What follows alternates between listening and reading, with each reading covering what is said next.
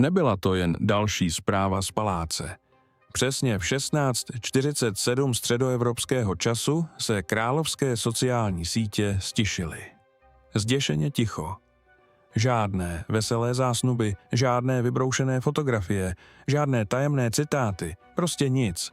Ale mlčení monarchie nikdy není náhodné, je to předehra. A když Kensingtonský palác v 17:02 zveřejnil 15slovné varování, přeběhl Británii mráz po zádech. Blížilo se něco tragického a nikdo nebyl připravený.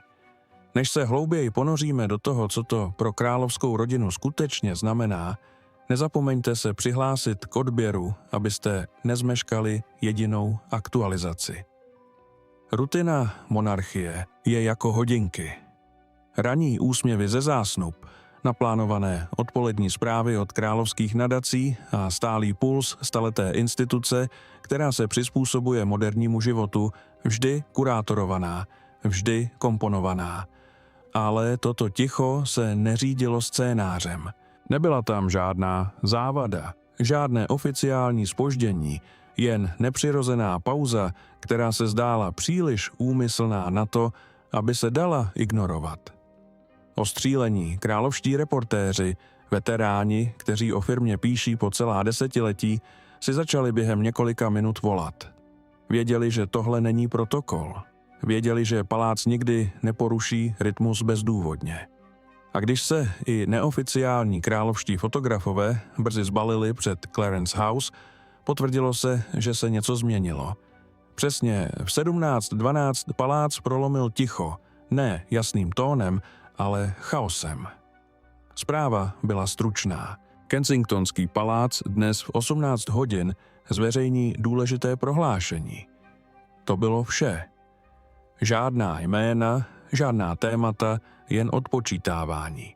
Reakce byla okamžitá a elektrizující.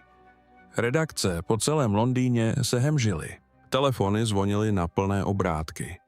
Sociální sítě se proměnily v bouři spekulací. Byla to smrt? Abdikoval král? Chytá se v palácových zdech katastrofální skandál? Hlavní vysílací společnosti zastavily pravidelné programy. Moderátoři BBC přešli na formální černou. Moderátoři Sky News svírají své scénáře třesoucími se prsty. Ve světě, kde se analyzuje každý královský nádech, tato úroveň koordinované pohotovosti signalizovala něco vážného. Někteří zasvěcenci šeptali, že to mělo co dočinění s princeznou z Walesu. Jiní trvali na tom, že jde o širší krizi, která se možná týkala jak panovníka, tak i dědice. Nikdo to ale nevěděl jistě a to bylo na tom nejděsivější. Pro jednou nejpřísněji kontrolovaná instituce v Británii ztratila kontrolu nad vyprávěním, byť jen na hodinu. Uvnitř Kensingtonského paláce seděli William a Catherine mlčky. Nikdo jiný v místnosti. Žádné pomůcky, žádné rušivé elementy, jen dva lidé drželi se za ruce, zatímco svět kolem nich se točil teoriemi. Catherine měla suché oči, až příliš suché, jako by už všechno vyplakala. William vypadal, jako by celé dny nespal. Nahoře byly děti se svou chůvou, stále chráněné před blížící se bouří, blaženě netušící, že za necelou hodinu se svět dozví pravdu, kterou se jejich rodiče děsili říct nahlas. A když odbyla 6. hodina večer, svět zatajil dech, jen aby byl roztříštěn nemyslitelným.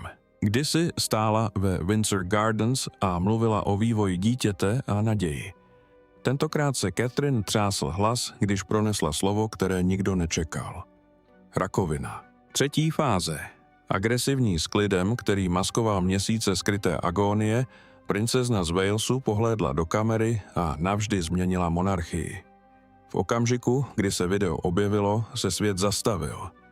Catherine, sedící ve stejných zahradách, kde kdysi sdílela povzbudivé zprávy, nyní nesla neviditelnou tíhu něčeho mnohem temnějšího. Nebyla tam žádná tisková fanfára, žádné mediální nahromadění, žádné královské pozadí, jen její hlas, klidný, rozvážný, zbavený přetvářky. Prvních pár slov bylo jednoduchých, klinických, ale jakmile vyslovila slovo rakovina vaječníků ve 3. stádiu, Iluze se rozplynula. Svět poprvé viděl princeznu z Walesu nikoli jako symbol, ale jako ženu bojující o život.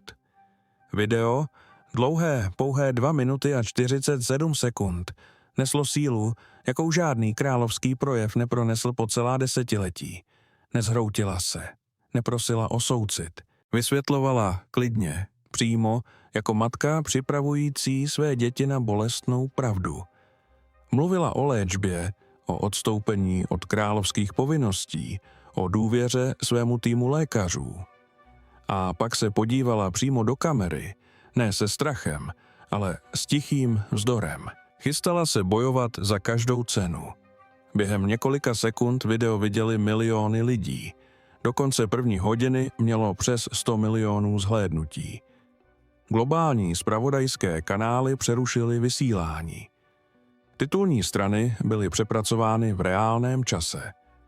Online se pocty hrnuly v nebývalém měřítku.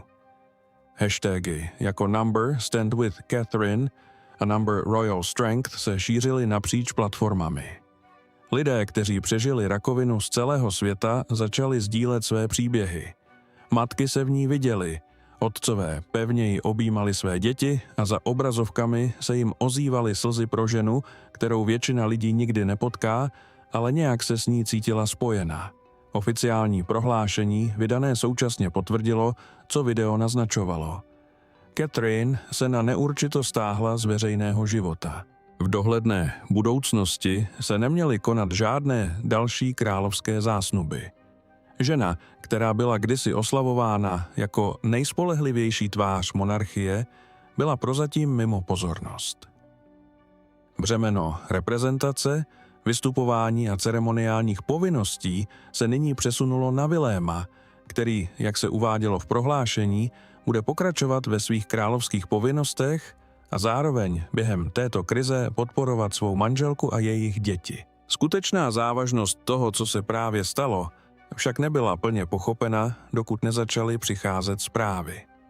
Sám král Karel, který nedávno bojoval s nezveřejněnou nemocí, vydal osobní prohlášení, v němž označil Kateřinu za sílu příští generace. Kamila následovala slova jednoty a mateřské podpory. A pak přišla zpráva od prince Harryho a Meghan, která mnohé ohromila. Krátká, zdrženlivá, ale nepopiratelně upřímná. Myslíme na Catherine a rodinu, která nám posílá lásku a sílu. Byl to okamžik milosti v rodině zničené roky odstupu a dramatu. Okamžik, který světu připomněl, že za palácovými zdmi a protokolem stále sídlí lidé, kteří jsou zranitelní, trpí a zoufale se snaží jeden druhého podpořit. Ale za bezchybnou choreografií prohlášení a kondolencí se královská domácnost hroutila pod tíhou soukromého zármutku. 23. ledna bude princ Williama pronásledovat navždy. Tichá konzultační místnost. Vážný výraz od špičkového onkologa královské rodiny Marsden. Jedno slovo, rakovina mu zlomila celý svět. Poprvé od pohřbu své matky se budoucí anglický král zhroutil do syrového, bezmocného vzliku. Příznaky se vkrádaly už měsíce. Zpočátku nenápadné, Kateřina se cítila unavenější než obvykle, ale smetla je z vyčerpání z cestování a 3 rostoucích dětí. Nedávný úbytek hmotnosti připisovala stresu přetrvávající kašel chřipce a noční pocení hormonům. I když jí energie klesla natolik, že se jí jen stěží podařilo udržet si obvyklý královský klid, dál se snažila držet krok. Objevila se, usmála se. Předváděla výkony, protože se to od ní očekávalo, protože královská rodina neodpočívá. Pak ale přišel okamžik, kdy nemohli.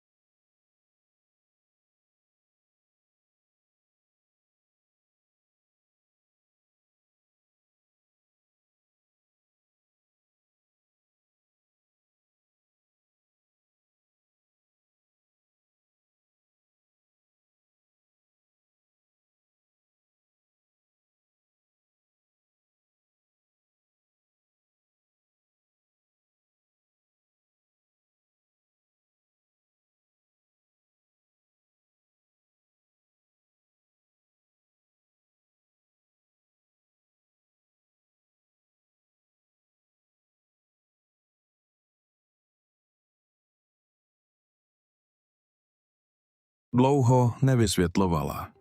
Tichá rodinná večeře Van Mare Hall. Smích, svíčky, děti nadšené z nového příběhu, který si chtěli přečíst před spaním. A pak se Catherine náhle zhroutila. Bledá v obličeji, rozostřený pohled. Neomdlela úplně, ale její tělo se vzdalo jen na tak dlouho, aby Williama vyvolala paniku. Děti křičely. William zavolal záchranku. Během hodiny Catherine vyšetřovali palácoví lékaři za naprosté diskrétnosti. První krevní testy vyvolaly obavy z nevyvážených markerů těžké anémie. Ale nic přesvědčivého. William naléhal na další výsledky. Nebylo to jen vyčerpání, něco nebylo v pořádku a věděl to v kostech. Diskrétně byli přivedeni specialisté z Royal Marsden. Následovaly další testy. Skeny, zobrazovací metody, biopsie. Čekání bylo nesnesitelné. A pak v té sterilní místnosti 23 ledna přišla diagnóza, která všechno změnila. Rakovina vaječníků ve 3. stádiu. Agresivní, už vykazoval známky šíření. Williamovi se zatajil dech. Srdce mu bušilo jako v 15 letech, když následoval rakev své matky mořem truchlících. Ale tentokrát tam nebyl žádný dav, žádný tisk, jen ticho. A v tomto tichu se prolomil. Desítky let královské rozvahy se zhroutily pod tíhou nepředstavitelného strachu. Catherine, věčná moderátorka, se ani nepohnula. Její první otázka se netýkala pravděpodobnosti ani léčebných plánů. Byla jemnější, menší. Můžu mít ještě další děti? Lékaři se na sebe podívali. Odpověď pravděpodobně zněla ne. Její druhá otázka byla těžší. Jak to dětem řekneme? Na tuhle otázku neexistovala odpověď. Okamžitě byly vypracovány plány. Operace byla naplánována k přednímu onkologickému chirurgovi v zemi. Cílem bylo odstranit primární nádor, posoudit jeho šíření a neprodleně zahájit léčbu. Naděje však byla křehká. Na každé hodině záleželo. Každé zpoždění je mohlo draho stát. William opustil nemocnici jako jiný člověk.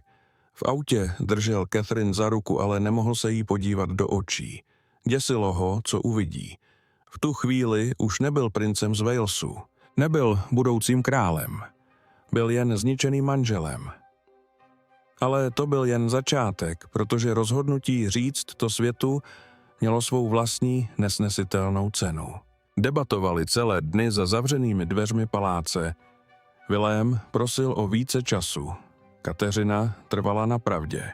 Čím déle ji budou tajit, tím více fám pravdu zatracuje. A tak se rodina rozhodla nejen oznámit nemoc, ale udělat to za svých podmínek. William nebyl připravený.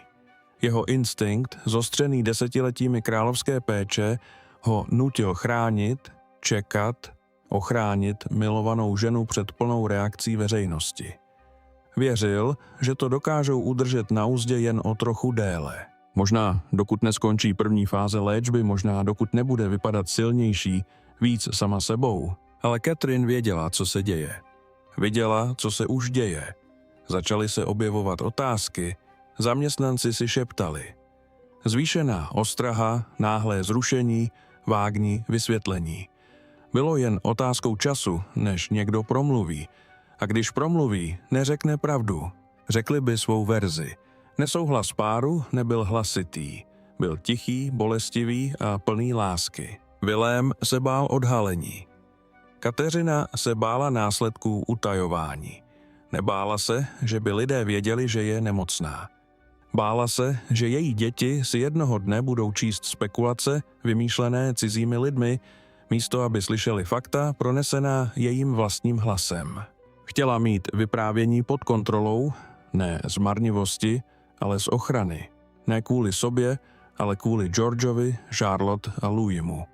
A tak s odhodláním, které dokázala vyvolat jen Catherine, byl plán uveden do pohybu.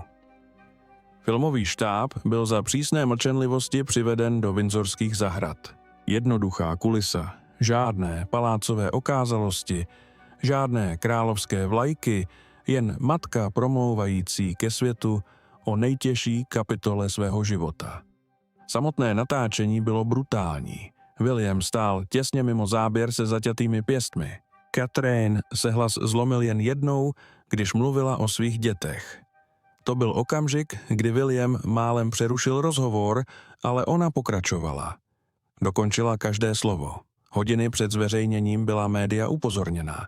Redaktoři a šéfredaktor dostali přímé informace. Bylo jim řečeno, aby přesně v 18:00 uvolnili vzdušný prostor.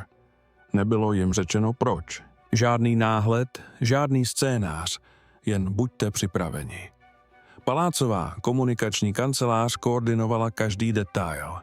Tiskové zprávy, online platformy simultánní zveřejňování na královských kanálech.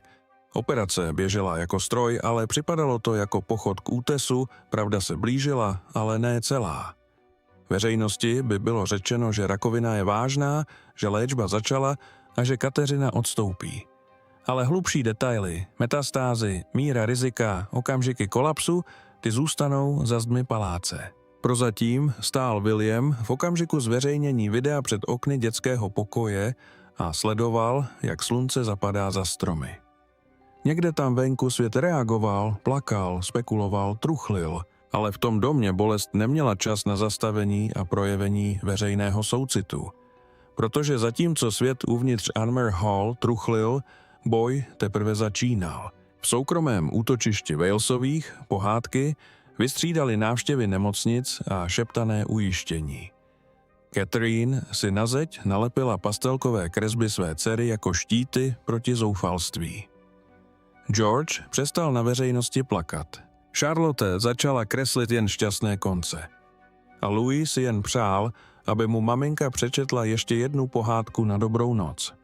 Anmer Hall, kdysi útočiště před záři královského života, se stal epicentrem rozpadající se rodiny pod tlakem.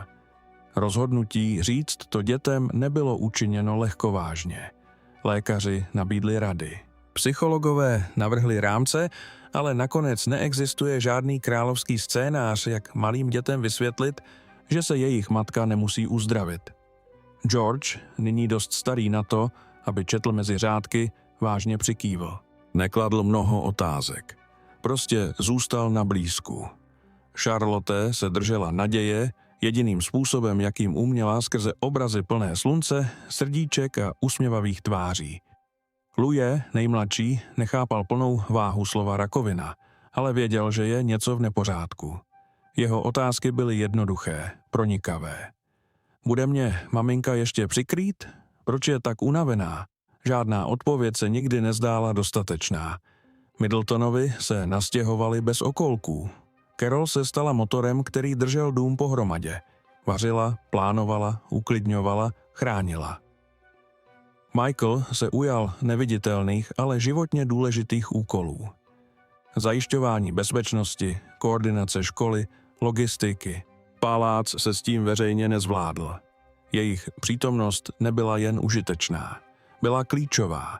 Bez nich by se Willem a Kateřina rozpadli mnohem rychleji. Kateřinina proměna byla bolestivá. Veřejnost stále viděla pečlivě vybraná místa, pokud vůbec něco viděla. Ale za těmi zamčenými dveřmi se pravda nedala skrýt. Začaly jí padat vlasy v chumáčích. Kožní polštářek.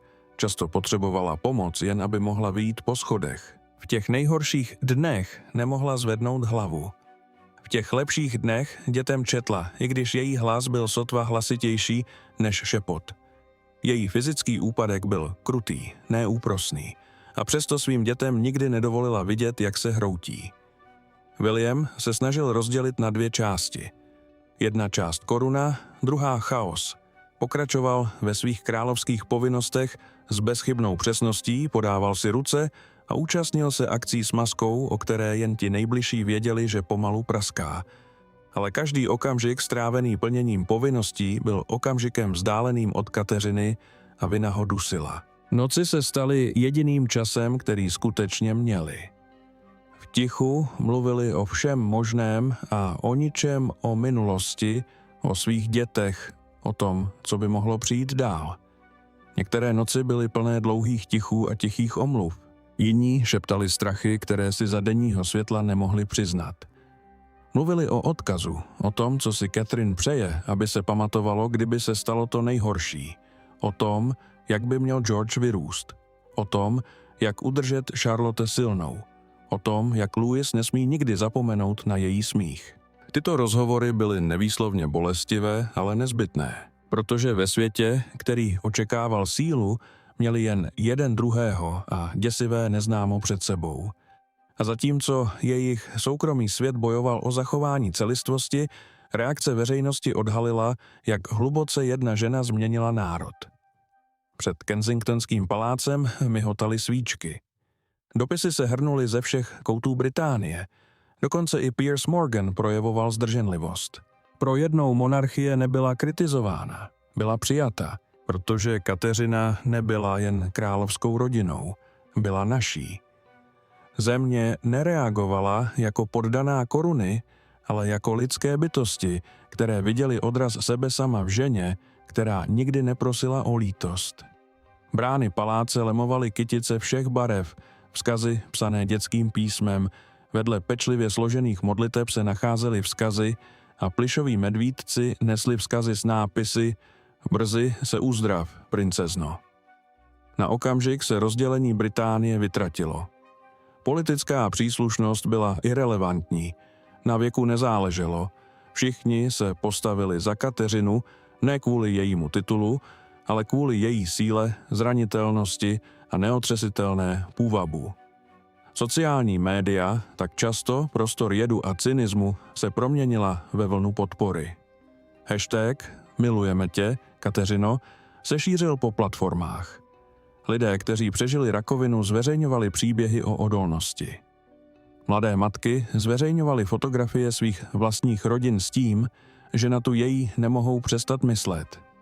Lidé, kteří nikdy nepodporovali monarchii, se ocitli v situaci, kdy zapalovali svíčky. Kateřina překonala královskou rodinu.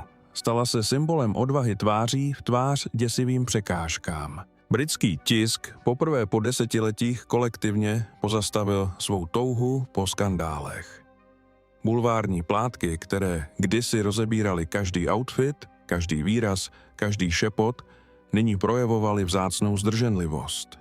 Redaktoři vydávali interní směrnice. Žádné fotky od paparaci, žádné spekulace, žádné anonymní zdroje. Novináři, kteří si vybudovali kariéru na vtíravosti, najednou začali respektovat tu hranici. Nešlo jen o slušnost. Byl to tlak veřejnosti. Čtenáři nechtěli drby, chtěli důstojnost. A tak se Kateřinino soukromí stalo posvátným, protože si ho lidé vyžadovali. Dary charitativním organizacím pro boj s rakovinou explodovaly během několika hodin. Nemocnice Royal Marsden Hospital obdržela tak obrovský příliv příspěvků, že se její webové stránky krátce zhroutily. Centra pro výzkum rakoviny zaznamenala prudký nárůst dotazů. Ženy si rezervovaly prohlídky, kliniky prodlužovaly otevírací dobu. Toto se stalo známým jako Catherine efekt. Vlna uvědomění a akce zrozená z jednoho hluboce osobního odhalení. Co mělo být soukromým bojem, se proměnilo ve veřejné zúčtování s nemocí a křehkostí života. Děti po celé Velké Británii psali přáníčka nejen Catherine, ale i Georgeovi, Charlotte a Louisu. Některé psali vtipy, aby je rozesmáli. Jiné kreslili obrázky svých rodin, jak stojí vedle královských dětí na znamení solidarity. Školy pořádaly zvláštní shromáždění. Učitelé využili této chvíle k tomu, aby mluvili o síle, soucitu a naději. A v těchto třídách se Kateřinin vliv šířil i za hranice paláce. Stala se lekcí o tom, co znamená být statečný. Ne všichni však reagovali s grácí. Konspirační teoretici se objevili rychle. Někteří tvrdili, že diagnóza byla jen zástěrkou pro větší královskou krizi. Jiní šeptali o svatbě Viléma a Kateřiny a vznášeli divoká obvinění bez jakéhokoliv podkladu. Jejich hluk však nebyl přehlušen palácovými vyvráceními, ale veřejným odmítnutím. Země pro jednou neměla zájem o skandály, zajímala se o lidstvo. Přesto i v jednotě se šířila nejistota, protože monarchie nikdy nebyla postavena tak, aby přežila takovou ztrátu. Kateřina nebyla jen Vilémovou manželkou, byla kotvou monarchie. S jejím ústupem z veřejného života se pečlivě zrekonstruovaný královský symbol Diany začal rozpadat. Otázka, kterou si nikdo neodvážil položit, se stala nevyhnutelnou. Co když nepřežije? Více než 10 let byla Kateřina stabilizátorem. Vnášela důstojnost do povinnosti, autenticitu do tradic a vřelost do monarchie, která zoufale potřebovala obnovu. Po chaosu kolem Dianina odkazu, skandálech kolem Prince Andrewa a roztržce způsobené odchodem Harryho a Meghan se Catherine stala obrazem monarchie, která se vyvíjí nedokonale, ale přesvědčivě.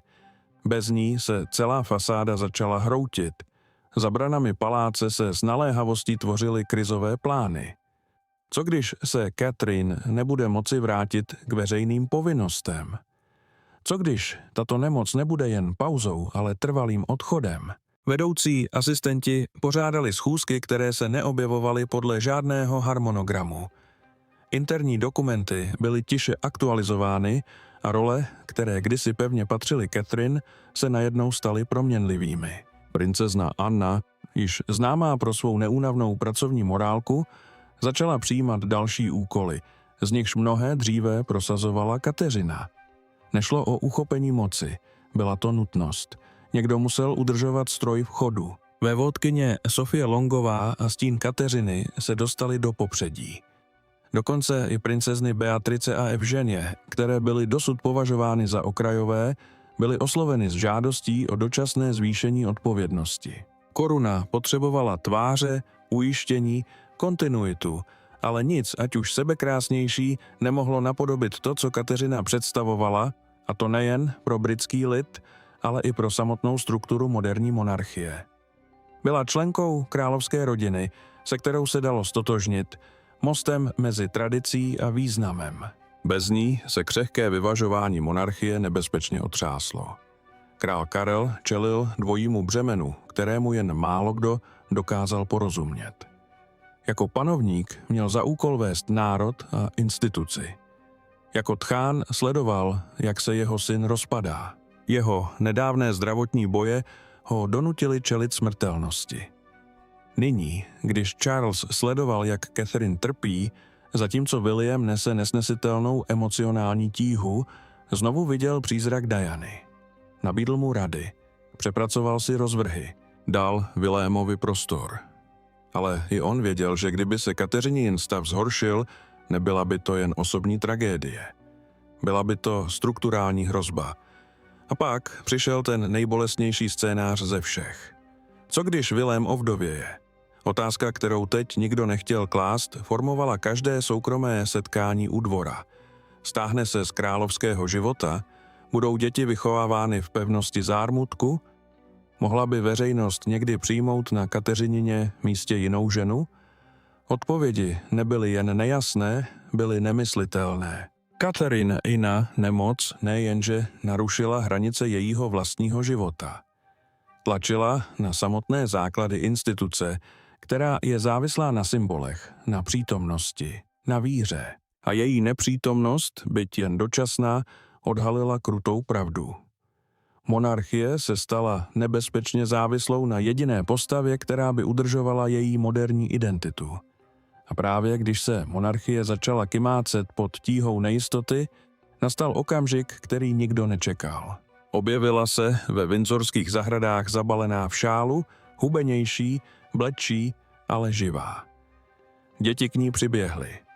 Kamery zachytily okamžik pečlivě zinscenovaný, aby uklidnil svět. Ale za jejím úsměvem se skrývala pravda, kterou se jen málo kdo odvážil říct nahlas. Tohle mohlo být její poslední jaro. Bylo to Kateřinino první veřejné vystoupení po několika týdnech. Návštěva Royal Marsden, aby poděkovala lékařskému týmu. Šla pomalu, ale sama. Mluvila tiše, ale s rozhodností. Svět ji znovu uviděl a na okamžik se zdálo, že se vrátila naděje. Její poselství nahrané pro charitativní organizaci pro rané dětství nemělo ani zdaleka ten lesk, jaký obvykle přednášela, ale ani to nemuselo být. Zranitelnost v jejím hlase prozradila víc než jakýkoliv pečlivě napsaný scénář. Už nebyla stejná a všichni to věděli. Její zdraví se sice zlepšilo, ale jen nepatrně. Léčba prozatím zabírala. Nádory se zmenšovaly. Markery se stabilizovaly, ale lékaři odmítali dávat dlouhodobé sliby. Pokrok byl sice patrný, ale byl měřený a křehký. Každý pokrok se dal zvrátit v mžiku a Catherine to chápala lépe než kdokoliv jiný. Uprostřed této nejistoty se William začal měnit. Strnulá formálnost, která definovala velkou část jeho veřejné osobnosti, se začala vytrácet. Jeho projevy se staly vřelejšími, jeho rozhovory upřímnějšími. Mluvil o boji, otcovství a odolnosti způsobem, který lidi přiměl naslouchat jinak. Už se nezaměřoval na dědictví ani rodovou linii. Zaměřoval se na přežití, na lásku, na rodinu a bylo to vidět. Doma se život točil kolem okamžiků, ne milníků. Catherine dětem četla, kdykoliv na to měla sílu. Louis trval na tom, aby si od ní vyslechl své příběhy, i když to znamenalo sedět vedle její nemocniční postele s dekou a baterkou. Charlotte začala sbírat lisované květiny a říkala jim maminčina zahrada. George se stal zuřivě ochranitelským a často tiše seděl po Kateřinině boku, když odpočívala. Palác už nebyl jevištěm. Byl to štít, pevně ovinutý kolem matky, která se snažila dát svým dětem normálnost tváří v tvář všemu, čeho se báli. V soukromí se rozhovory staly intenzivnějšími. Willem a Karel se pravidelně scházeli ne kvůli titulům nebo událostem, ale kvůli plánům. Co se stane, když se Kateřinin stav zhorší? Jak děti ochrání? Kdo se ujme které role? Diskuse byly vážné, rozvážné a vždy protkané nadějí, že nikdy nebudou potřeba. Protože, jakkoliv doufali, se také báli. Kateřinina krátká vystoupení dala veřejnosti nahlédnout do její síly. Ale uvnitř paláce měla její síla svou cenu. Každá procházka vyžadovala odpočinek. Každá událost znamenala zotavení. A každá fotografie, bez ohledu na to, jak pečlivě byla zinscenována, byla zvažována s ohledem na personistickou otázku. Nikdo nechtěl mluvit nahlas, přesto naděje mihotala. A ve světě tak nejistém, jakým se stal ten jejich, bylo toto mihotání vším. Drželo je v pohybu, drželo je věřící, drželo je pohromadě, ale nevymazalo pravdu. A přesto, když budoucnost koruny visela na vlásku, jedna poslední otázka se vznášela jako stín nad každou usmívající se fotografií. Tragické oznámení bylo jen začátkem, protože nyní se každé šepotání Kateřinina zdraví stává měřítkem přežití monarchie. Je srdcem rozpadajícího se odkazu, matkou budoucího krále, ženou, která držela korunu pohromadě. Ale co se stane, když zmizí? Tato otázka se ozývají chodbami daleko za Buckinghamským palácem. Šeptá se o ní v politických kancelářích, spekuluje se o ní v redakcích a sama královská rodina se jí tiše, ale hluboce bojí. Protože Kateřina nebyla jen další královskou manželkou, byla záchranným lanem monarchie s moderním světem.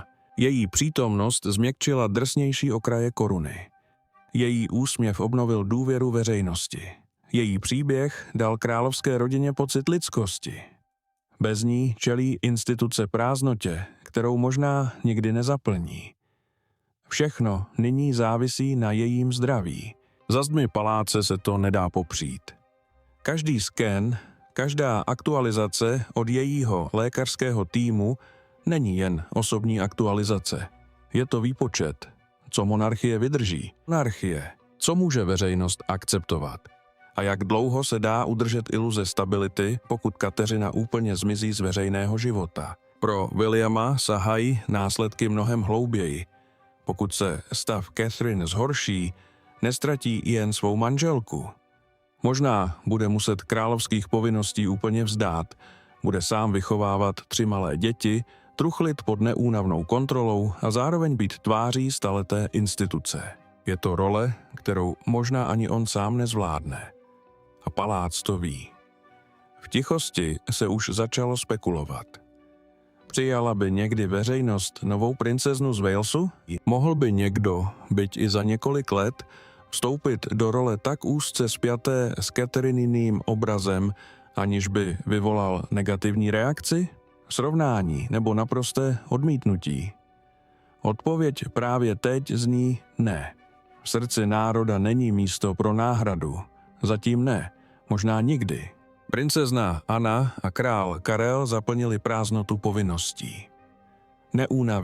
Neúnavně, ale jsou symboly starší epochy. Důvěryhodní, ano. Naprostá úcta, ale nevzbuzují stejnou emocionální loajalitu. Jejich přítomnost ujišťuje o protokolu. Neobnoví to víru, že čekání patřilo pouze Catherine a Catherine. A pak je tu další generace, George, Charlotte a Louis. Příliš mladí na to, aby pochopili plnou tíhu svého dědictví, ale přesto dost staří na to, aby vycítili změnu. Pokud Catherine padne, stanou se víc než jen dědici.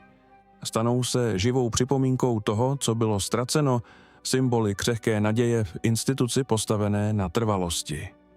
Jejich dětství, jejíž formované tituly, by pronásledovala absence jediné osoby, která královské rodině dodávala pocit bezpečí.